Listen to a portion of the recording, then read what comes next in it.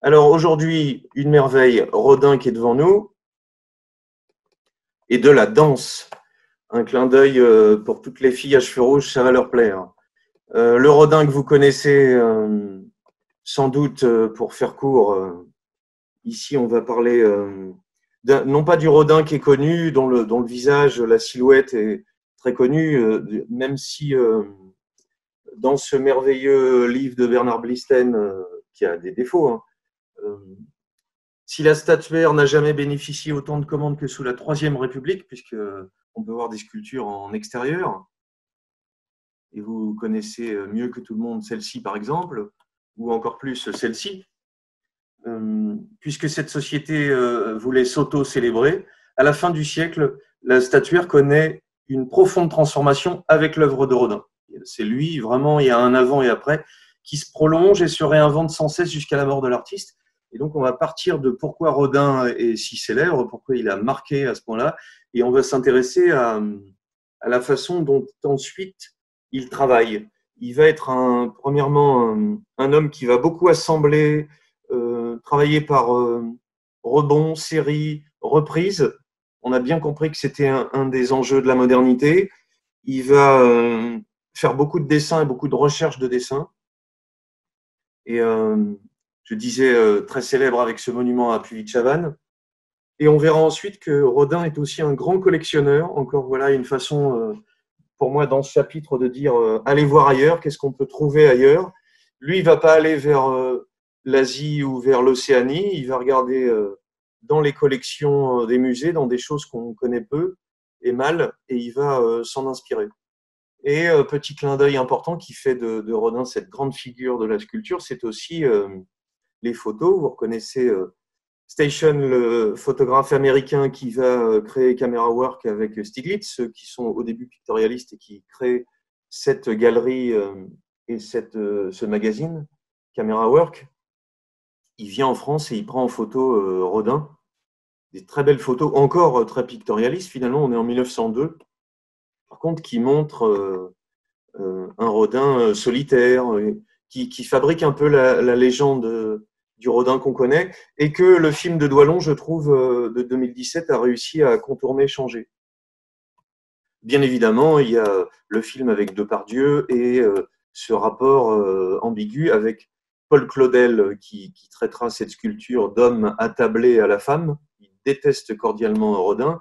Et bien évidemment, ce rapport à Camille Claudel qui est plus compliqué que ce que Anne Delbé a voulu en dire quand elle l'a fait reconnaître. Alors, il faut lui reconnaître un mérite, c'est qu'elle sort ce livre dans les années 80, et juste dans la continuité, Bruno Nuiten offre ce rôle à Gianni, qui joue particulièrement bien les femmes folles, mais en jouant avec la figure romantique, elle est en train encore de questionner, vous l'avez compris avec Van Gogh, j'essaye de décaper cette espèce de folie qu'on associe toujours aux artistes depuis l'époque romantique.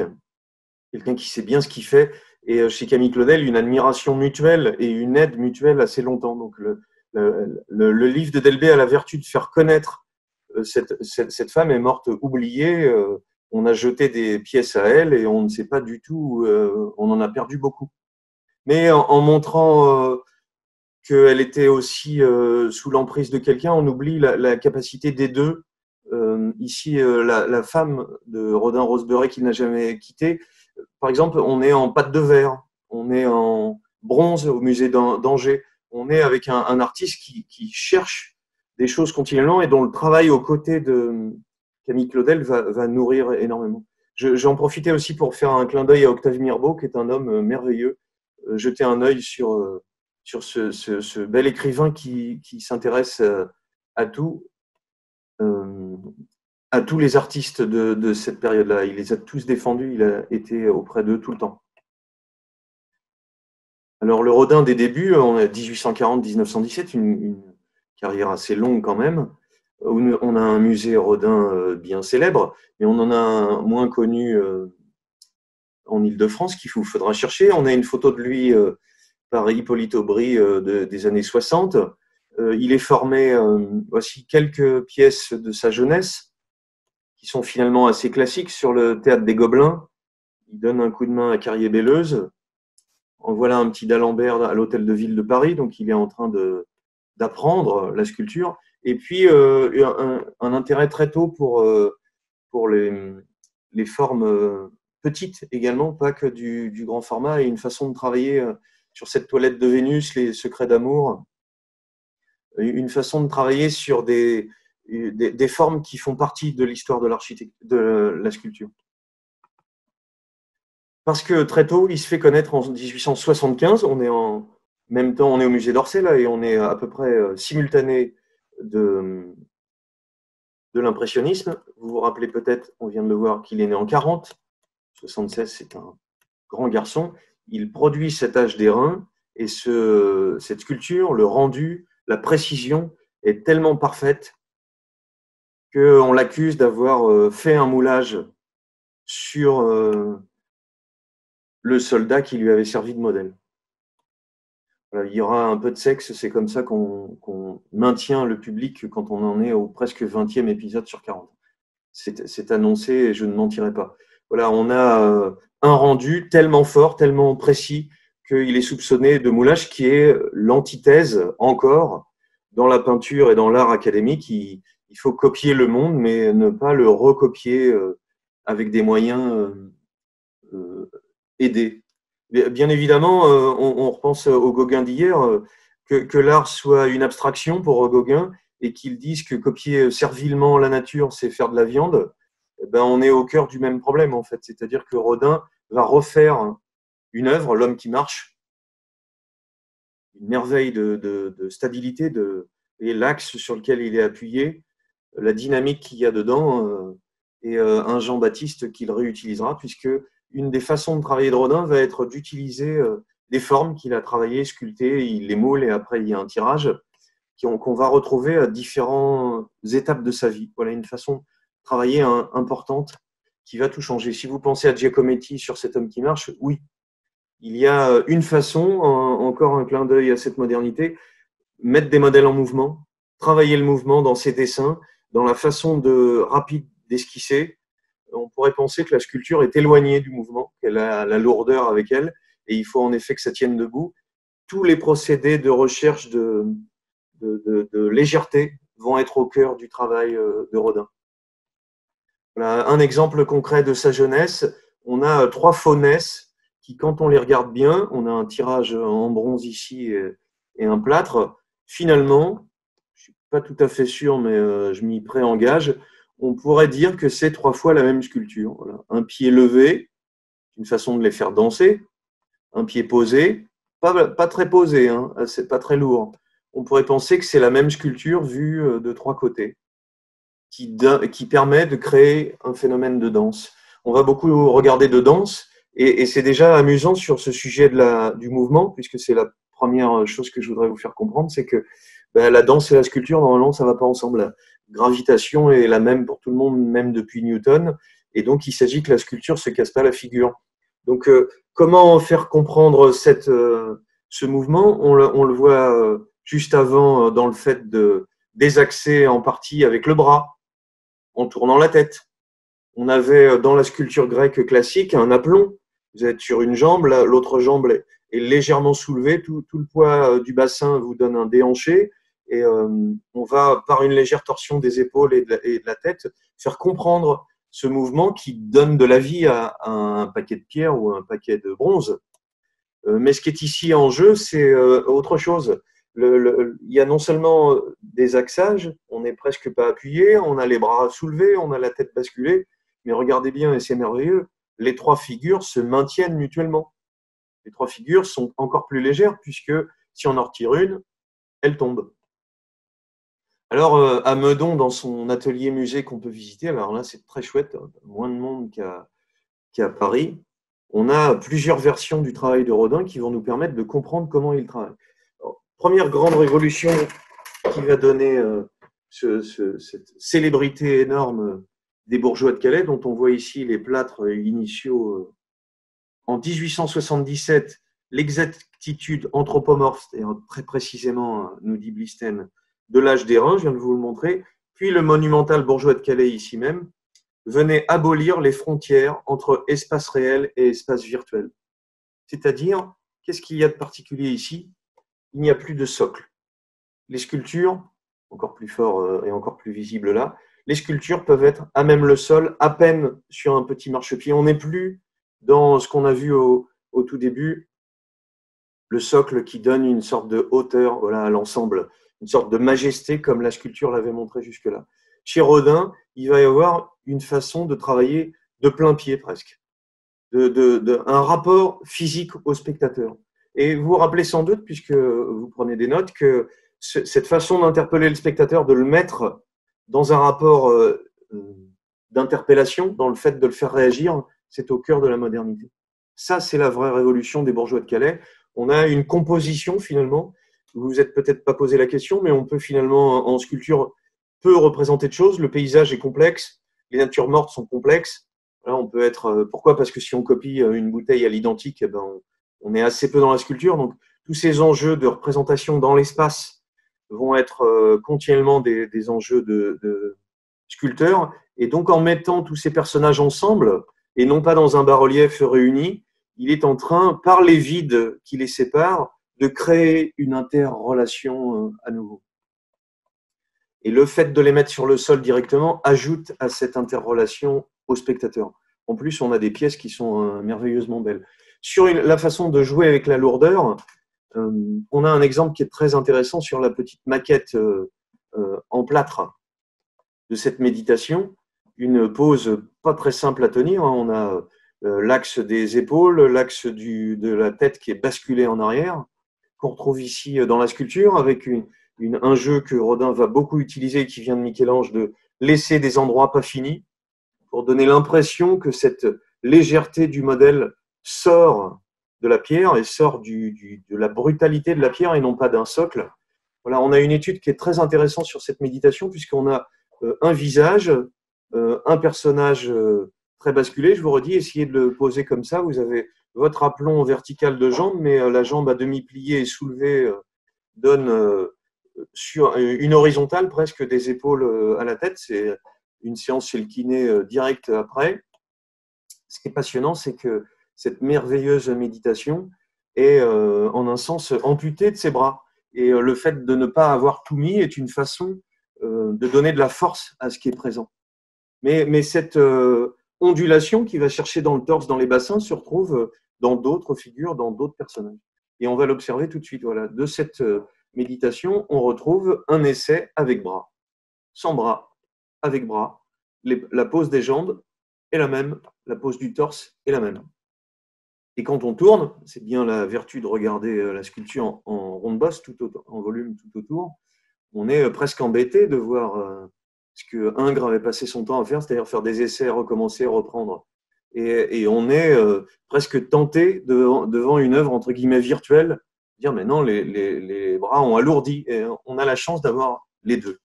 Cette façon de travailler par morceaux assemblés qu'il rajoute, voilà, l'ombre qui est à l'orangerie des Tuileries, on la retrouvera juste après dans sa façon de dessiner. Dernière chose qui est importante sur ce Rodin qui a transformé l'histoire de la sculpture, socle, composition, vide, déséquilibre. La critique qui est faite de ce Balzac que Station a pris en photo, qui est une merveille. Là, l'ambiance picturaliste ajoute à l'ensemble. Et 1897, 3 mètres de haut quand même. Il est probable que le projet de la sculpture moderne ait été tout entier en germe dans les œuvres et les scandales que provoquent les sculptures de Rodin à la fin du siècle, dit Blisten. Monolithique, le Balzac que l'artiste expose au salon de 1898 est refusé par ceux qui l'avaient commandé, la Société des gens de lettres. Pas de propriété mimétique, c'est-à-dire ça ne ressemble pas. Comment il l'appelle? Un sac de charbon. On a ici une masse énorme et on voit dans le film de Doillon qui s'intéresse justement à cet enchevêtrement de personnages dans les séances de lutte et dans beaucoup d'autres de ces films. Les tensions entre les personnages, les vides et les pleins sont au cœur du cinéma de Doillon. Là, on a une femme enceinte qui pose pour le corps ventripotent de Rodin. Et tout à la fin, que fait Rodin? Il prend une robe de chambre qui trempe dans le plâtre et qui vient coller sur l'ensemble, comme s'il voulait presque nier toute la précision anatomique qu'il avait jusque-là, et donc plus de propriétés mimétiques. Un personnage en robe de chambre aux limites de l'équilibre. Effectivement, c'est pas comme ça qu'on voit le grand homme. C'est pas comme ça qu'il doit être dans les rues, il pas en robe de chambre. L'œuvre de Rodin menace de se constituer en objet autonome. Objet autonome, c'est la même chose que l'abstraction chez Gauguin, c'est-à-dire ça devient un objet tout seul, qui n'est plus seulement en train de raconter quelque chose, vous êtes en train de tourner autour et de profiter, de découvrir ce qui est devant vous. Et Benjamin Buchelot écrit « Le volume avait acquis trop d'indépendance. Puisque l'idéal classique est bafoué, le sac de charbon ne pouvait être que l'objet de la critique. La sculpture avait perdu avec le Balzac sa double fonction, être une représentation et être en même temps un monument. » Vous chercherez Medardo Rosso, qui est un sculpteur contemporain qu'on a vu il n'y a pas très longtemps, qui en veut beaucoup à Rodin de lui avoir sans doute pris cette capacité de presque pas mettre de détails pour faire sentir les tensions en dessous. On commande à Rodin un monument à Victor Hugo, et voilà le premier projet qu'on trouve à Meudon, avec un bras penché vers le bas, un Hugo tout nu. Alors c'est là où la tension entre les rêves de classique et puis la réalité, c'est autre chose. Voilà, bien sûr, Rodin a des assistants qui permettent, avec des points de repère, de copier à l'identique quand on fait des tirages. Et voici la seconde version, avec bras étendus. Bras plat, bras étendus. Voilà, on trouve, tiens, elle vient d'arriver, notre petite lamentation qui est derrière, qui fait une composition. Et puis, un peu version gamin, pour le Panthéon, un autre bras d'une autre façon. On trouve ici à Meudon la possibilité de voir plusieurs des versions, et le Balzac de dos ici la porte qu'on verra juste après. On va continuer sur cette façon de chercher de Rodin pour vous faire découvrir, si vous ne le connaissez pas, une merveille qui mérite à elle seule cette conférence, la façon dont Rodin va utiliser ses propres dessins en les découpant. On a ici un dessin que Rodin a fait, on va regarder juste après comment il travaille. Tache d'encre ou d'aquarelle, faites directement sans construction, directement sur la feuille, puis ensuite dessin au trait par-dessus. Et quand le dessin au trait ne lui plaît pas, on a un décalage entre les deux, on va le voir juste après, eh bien Rodin découpe. Voilà, découpe. Et puis il colle sur une feuille avec un autre modèle qui vient d'ailleurs. Il fait des essais d'assemblage pour jouer avec le contour, puisque c'est quand même la force et la précision en commun avec les dessinateurs et les peintres, mais particulière à la sculpture du contour, de comment la forme s'arrête, parce que les peintres peuvent la diffuser à l'infini, mais là, il faut bien qu'elle s'arrête, et donc qu'elle joue avec le vide qui est autour tout le temps. On a chez Rodin une expo en 18-19, dessinée, découpée, une chose invraisemblable, voilà, puisque Rodin a une grande faiblesse pour ses feuilles de papier. Il prend des feuilles, il les découpe avec des ciseaux entre 1900 et 1910, et il colle, il découpe, il assemble, il remonte pour voir, et c'est très étonnant parce qu'il découpe sur un contour qui n'est pas tout à fait celui de son dessin. Et donc, ce qui intéressera Matisse de la même façon, en découpant au ciseau, vous dessinez. Et ça devient un système merveilleux, puisque là, on a en plus une illustration, mais géniale, d'un dessin qui était assemblé, puisque la main, elle vient se clipper ici directement, et elle devrait se rassembler et se rapprocher. Ici, elle s'est séparée pour créer un vide entre les deux. Qu'est-ce que Rodin cherche ici? Si on essaye d'être dans la tête du travail en train de se faire, vous avez compris que la modernité, c'est autant la démarche, les esquisses, que le résultat. Et dans ce résultat, il y a l'esquisse qui est encore là. On la laisse apparaître encore pour que le spectateur fabrique une espèce de processus de construction de l'ensemble. On a un Rodin qui va redécouper, redessiner comme une amphore presque ancienne son travail. Troisième chose que je peux vous faire découvrir, je l'espère, Rodin est un collectionneur énorme, incroyable, 1336 objets chez lui qu'il va collecter. Alors, vous avez les références là. On a amulette de déesse lionne d'Égypte, vase en forme de calice d'Égypte. Donc, on a des petites représentations humaines, très petites, de la faïence, de l'albâtre, de la terre cuite, avec un grotesque, de Basse-Égypte aussi.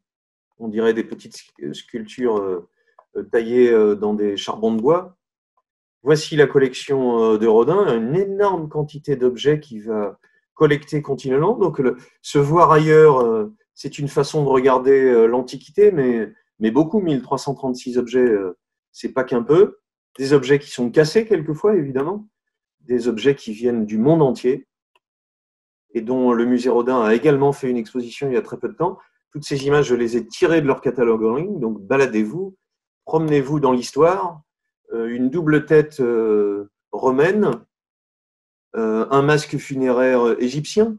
Ce qui est très, très chouette, c'est que cassées, sorties de leur contexte, ben, ces œuvres prennent une force différente. J'ajouterais, c'est pas de lui, mais le socle, la façon de suspendre, est-ce qu'on les pose au sol, comme le fera Brancusi juste après? Est-ce qu'on met un socle? Là, c'est posé, là, c'est soclé, pour que le vide permette derrière de lire un peu le contour et que ça fasse plus une espèce de boule. Un bout de fesse, un torse masculin, j'avais promis. Des morceaux de tissu qui vont beaucoup le passionner, des fragments de laine égyptiens. Un adolescent nu d'Égypte également, où on voit bien que l'intérêt pour le corps humain codifié davantage chez les Grecs, mais aussi dans la Grèce antique, mais aussi chez les Égyptiens. Voilà, des figures religieuses aztèques, un pleurant moyenâgeux, de l'Inde du Sud en bois, des choses merveilleuses, des potiches de porcelaine, des masques japonais, des moulages d'Apollon, de l'Égypte romaine, de l'Égypte de basse époque, une tête coiffée, un morceau d'éros, un fragment, une grappe de raisin en terre cuite, en verre, pardon, et un bout de main. Dernier enchaînement qui nous intéresse, chez Rodin, une merveille. Collectionner, c'est une façon d'agrandir son vocabulaire, d'aller chercher dans d'autres domaines. On était dans d'autres pays, dans d'autres temps, des références et un vocabulaire nouveau dans la façon de représenter le monde, tout aussi précis et tout aussi quelquefois efficace. Voilà, tout aussi fort dans la possibilité d'être un fragment lui-même. Voilà, la collection de fragments, elle vient du temps qui a cassé les œuvres et qui ne laisse que quelques petits morceaux. Un singe sur une tête d'Égypte, un vase canopé avec une tête de chacal. Voilà la présentation de ces 1300 objets.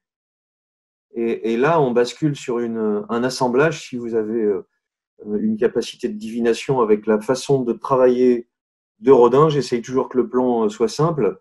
Copier, coller. Et voilà ce que fait Rodin, incroyable. Sur un de ces vases, deux adolescents, un enfant du Golin, c'est-à-dire une sculpture à lui, qu'il a moulé, tiré en petit, qu'il colle comme deux anses sur le vase ancien. On pourrait dire pas de respect, monsieur Rodin, pour l'Antiquité. Non, une façon de faire revivre comme les Renaissants faisaient renaître la sculpture antique. Et une merveille, une façon de faire aussi regarder autrement ces pièces anciennes, un nu féminin qui déborde d'une urne.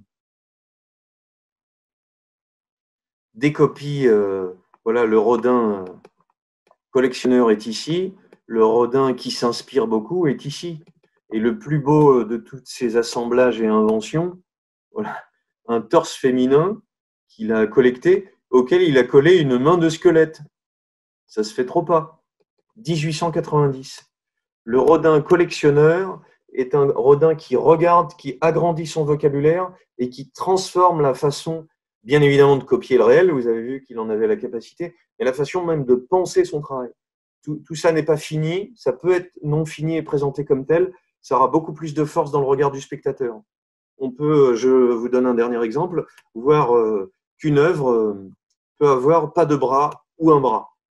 Et ce bras un peu fort, c'est aussi parce qu'il est au premier plan pour la photographie, ça donne une puissance qui n'est pas la même que le non fini. L'œuvre est moderne dans le sens où elle permet au spectateur de compléter le travail. Et voilà des œuvres qui peuvent se retrouver posées telles que en torsion ou relevées vers la verticale pour un éternel printemps. Et où les personnages eux-mêmes vont beaucoup plus loin dans l'entrelacement et dans les vides, les pleins du Hugolin qu'on va retrouver d'ici peu dans la porte de l'enfer. Des marbres où il va laisser apparaître des choses peu finies. Et finalement, dans cette femme peu pudique, le fait de couper un bras et de couper la tête donne encore plus de force à ce sexe ouvert qu'on peut pas louper. Mais en même temps, poser en équilibre sur un seul pied. C'est-à-dire que la dimension, on pourrait dire pas érotique, pornographique, c'est-à-dire de voir vraiment le sexe ouvert, pourrait nous gêner, mais elle est très peu érotique dans le sens où on a une forme qui a tendance à devenir une forme pure. On n'a plus de pesanteur, on a peine à comprendre comment le bronze peut tenir, et on a une forme étirée où le corps, un peu comme le travail de Degas, devenait une forme libre en fait. Voilà les dessins que je voudrais vous montrer. On a plus de 10 000 dessins de Rodin. Il a une façon très libre de travailler, un grand intérêt pour regarder les dames. Mais ce qui est intéressant ici, comment travaille-t-il? Aquarelle, pinceau, librement. Hop, ça permet d'aller vite en fait, très vite. Et finalement, le mouvement griffonné, le fait que le contour soit précis, très précis, hein.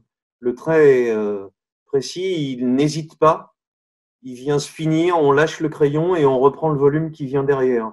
Et puis finalement, le clair qui n'est pas là, il donne la lumière de la cuisse. On en a besoin de ce trait, il n'était pas suffisant l'ensemble. Ça veut donc dire qu'il n'a pas cherché exactement à faire le personnage en entier avec cette aquarelle, mais à trouver les masses d'ombre et les masses de volume qui permettraient ensuite, en laissant le blanc du papier, de faire apparaître la lumière de la ronde bosse et du volume qui disparaît derrière.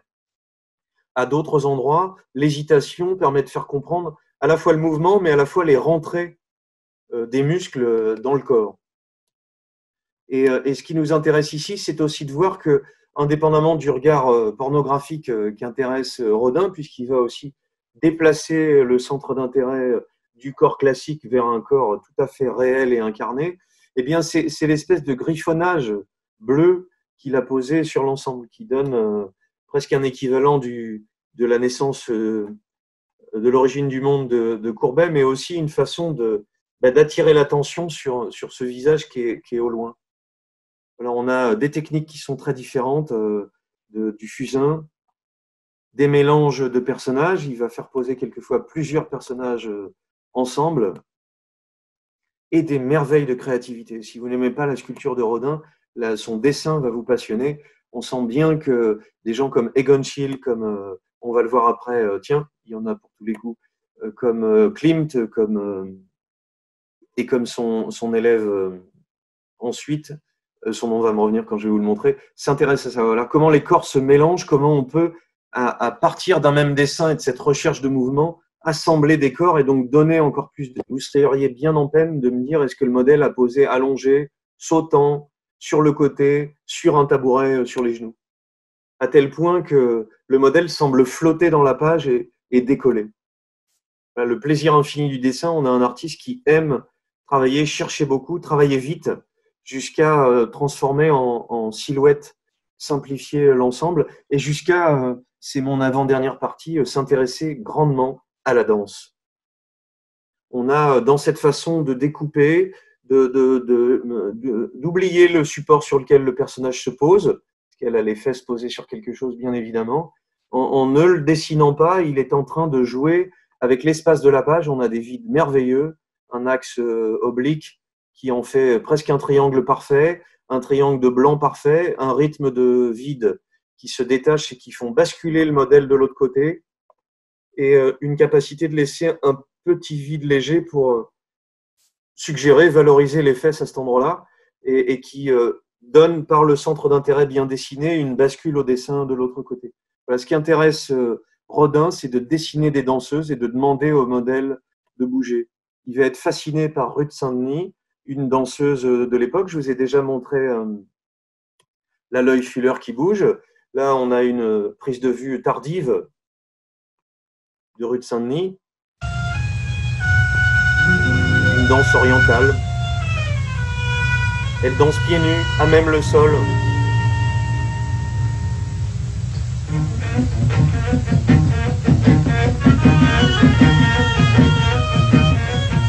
Petite qualité, hein.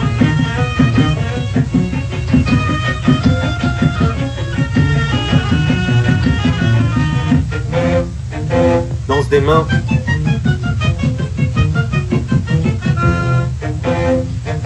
une danse très inspirée de l'Orient, vous le voyez, mais danse inspirée de l'Orient, ce qui avait beaucoup fasciné Gauguin dans ses danses de Java, c'est l'expressivité des mains qui va intéresser un expressionniste ou un futur comme Rodin. Voilà.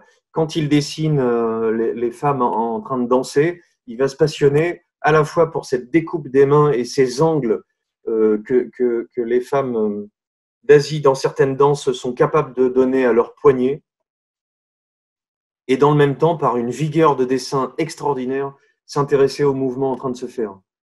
Décalage, pied qui sort, rupture de la verticale, soit elle a un marchepied, soit elle est en train de glisser vers l'arrière. Et même quand elle est statique, le dessin autour, le mouvement du fond donne du rythme à l'ensemble du dessin. Les bras sortent, ils sont multiples. Le trait revient par endroits et ne suit pas la couleur. Les bras sortent encore et s'allongent, on dirait des dessins de Hugo Pratt. Et la couleur puissante qui va donner une simplicité à un trait qui en dessous était bien énervé. On ne sait plus si Rodin retouche ses dessins, s'il les corrige ou s'il les accompagne de quelque chose pour suggérer encore plus ce mouvement. Il va faire un masque d'Anako, qui est une grande danseuse japonaise qu'il rencontre dans les années 1911. Voilà, et une merveille de dessin, de sculpture de Rodin, où on voit le collectionneur de petites figurines, où l'ensemble de la sculpture n'est plus solidaire de son socle. Des petites figurines qui cherchent en travaillant avec des modèles réels. Voilà, à tel point que ces danses, on pensera à ce que le début du XXe siècle va produire, on y est. Voilà, la danse, c'est tout ce qu'on a vu réuni en association de vide et de plein, un jeu avec la verticalité, un jeu avec le déséquilibre, nous revenons à nos phonèses de jeunesse, un jeu avec la déformation du corps qu'on connaît chez les danseuses. Épilogue, conclusion, pourquoi le Rodin qui se fait prendre en photo par Elburn pose devant la porte de l'enfer, qui est son chef-d'œuvre au musée d'Orsay, mais qui est finalement difficile à regarder pour nous, parce que c'est massif, il y a beaucoup de choses, beaucoup de détails, on n'arrive pas à s'y retrouver. Ce qui est fabuleux, c'est qu'en fait, Rodin, vous le voyez tout en haut ici, essaye d'associer l'ensemble des sculptures. 3 ombres qui reprennent le travail dont je vous ai parlé. Jeu de vide, jeu d'assemblage, jeu de tension entre les deux personnages. On pourrait s'amuser, un siècle les sépare, 1886. Les 3 Horaces qui prêtaient serment au père de David. Voilà, la tension des éléments les uns vers les autres. Tension qui n'est pas achevée tout à fait et qui est, à la différence de David, très très déformée. Quand on regarde l'axe du cou, tout est fait pour accentuer l'expression et suggérer quelque chose du rapport de ces personnages. Il les place tout en haut. Il s'inspire de cette porte de Ghiberti qui est à Florence, qui est un chef-d'œuvre de la Renaissance, où chacune des petites cellules contient des scènes merveilleuses. Et Rodin s'inspire d'une deuxième personne, évidemment, de Michelangelo, qui joue avec ces corps qui sont pris, les 4 esclaves, dont deux sont au Louvre. Le non finito qu'invente Michel-Ange est une façon de donner de la force aux personnages, puisque encore enfermés dans leur carcan, ils sont beaucoup plus forts. Le fini est plus fort quand il est proche du non fini.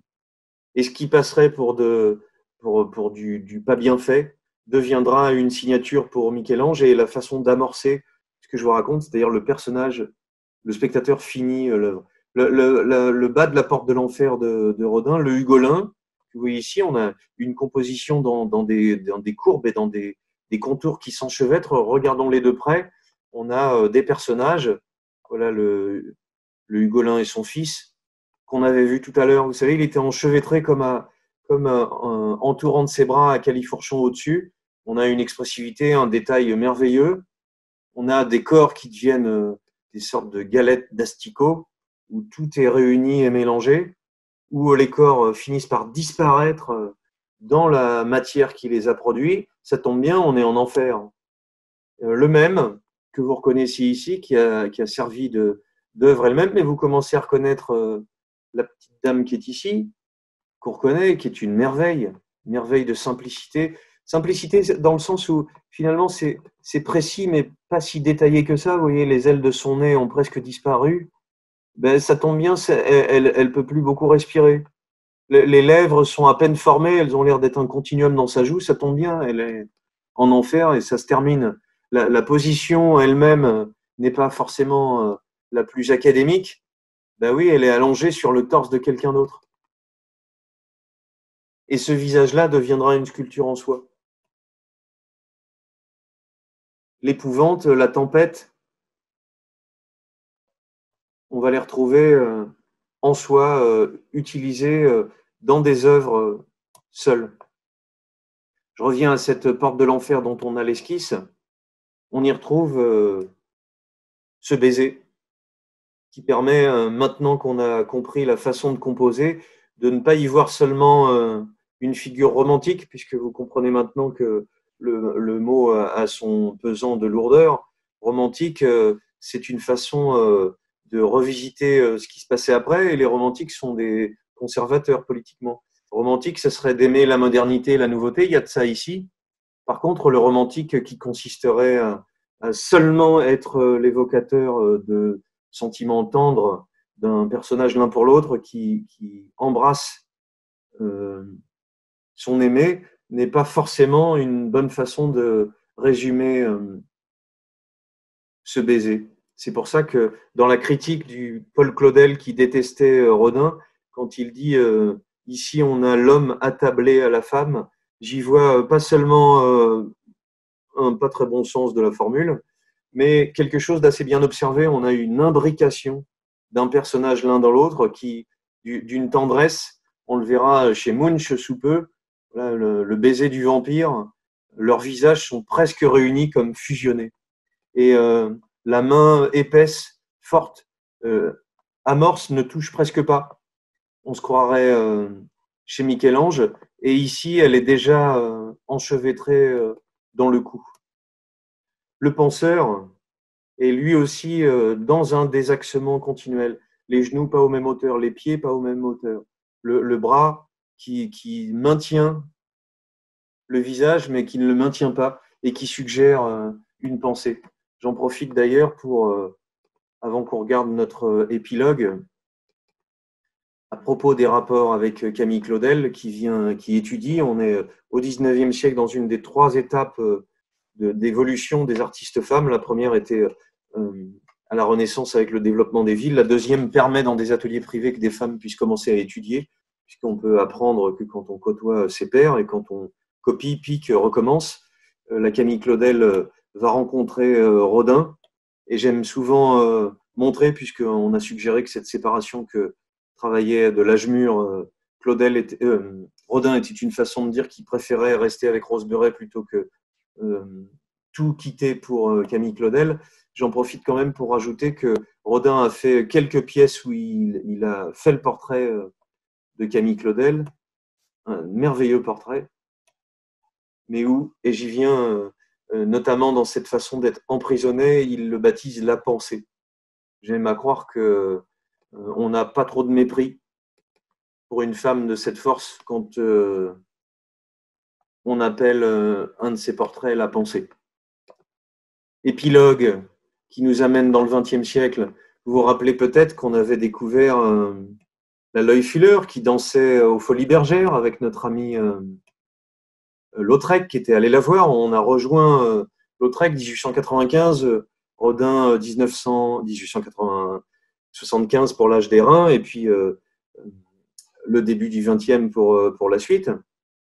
Vous vous rappelez sans doute des grands bâtons au bout de ses bras, une façon de les faire virevolter pour suggérer le mouvement, perdre tous les repères, ne plus savoir par un jeu d'éclairage et de lumière projetée où se trouvent les jambes, les pieds, le corps.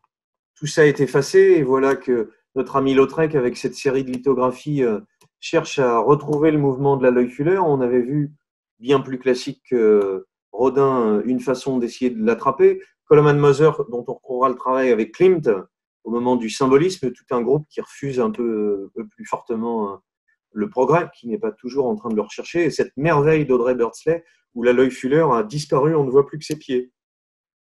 Épilogue, puisque j'aborde les années 20, mais la danse dont je vous ai parlé s'est débarrassée de son tutu et de ses pointes romantiques. On a vraiment basculé dans un autre domaine. Le corps disparaît, mais le corps est laissé tel que. On a des parallèles avec un chercheur de l'histoire du théâtre qui s'appelle Delsart, qui va s'intéresser au mouvement expressif qui va beaucoup marquer le théâtre de l'époque. Comment le corps, avec peu d'artifice, peut suggérer le mouvement. Et Isadora Duncan, qui est aussi une légende, sa vie, sa mort, un film récent qu'il a évoqué, danse pieds nus, danse avec des voiles, danse librement. On n'en a qu'un seul tout petit extrait au ralenti où on la voit danser. Pourtant, Isadora n'a été filmée qu'une seule fois. Images éphémères d'une nymphe tourbillonnant devant un parterre de satyres en frac. Isadora Duncan, la liberté, la sortie du socle classique et de toutes les références que l'histoire de la danse avait données. Et c'est pour ça que cette photo est si légendaire. Danser dans la nature, être en connexion avec la nature.